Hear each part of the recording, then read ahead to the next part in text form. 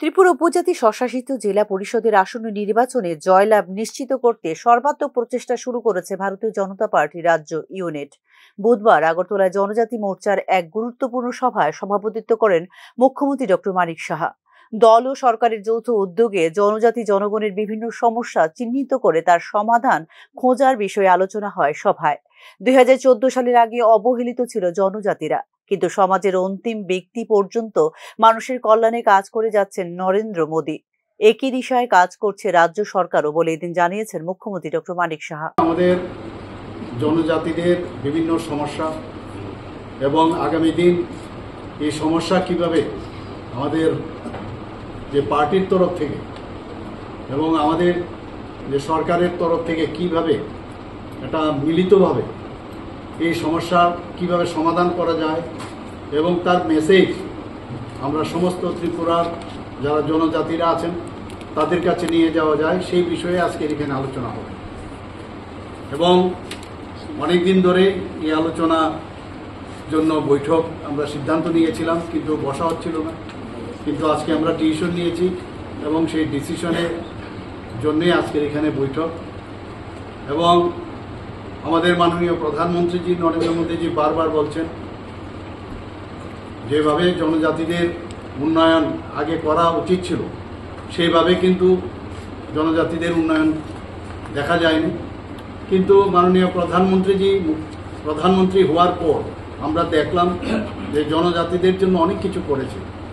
আমাদের রাজ্য ওনার যে আমাদের পথ দেখিয়েছেন সেই হিসাবে আমরা ত্রিপুরা সরকার আমরা অনেক কিছু করেছি।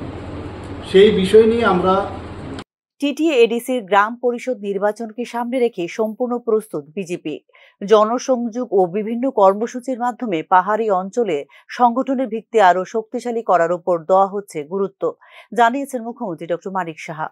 আগামী দিন আমরা ইলেকশন জন্য তো নিশ্চয়ই ইলেকশন আসবে, ইলেকশন আমরা ফেস করব, সেটা বিসি ইলেকশনই হোক সেটা এডিসি ইলেকশনই হোক, তার জন্য আমরা প্রস্তুত আছি। আমরা এর জন্য কোনো সমস্যা নেই, কিন্তু ইলেকশনের জন্য এই বৈঠক না।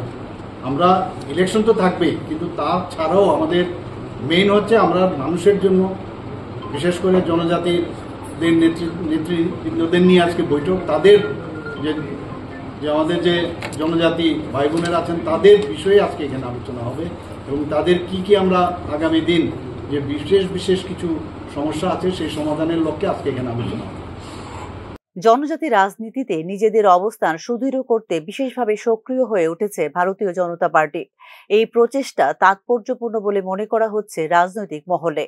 টিটিএডিসি নির্বাচনে ক্ষমতা দখল করা বিজেপির জন্য দীর্ঘমেয়াদী প্রভাব ফেলতে পারে জনজাতি রাজনীতিতে। যদিও পাহাড়ি এলাকায় মানুষের আস্থা অর্জন করতে বিশেষ পরিকল্পনা নেওয়া প্রয়োজন বলে মনে করছেন রাজনৈতিক বিশ্লেষকরা। সব মিলিয়ে আসন্ন এডিসি নির্বাচন এবার শুধু একটি স্থানীয় নির্বাচন নয়, রাজ্যের রাজনৈতিক সমীকরণে বিজেপির অবস্থান দৃঢ় করার পরীক্ষা মঞ্চ বলেও মনে করছেন রাজনৈতিক বিশ্লেষক মহল। জনজাতি রাজনীতিতে কার বার্তা গ্রহণযোগ্য হয় সেটি নির্ধারণ করবে আগামীর পথ। Bureau report, news now.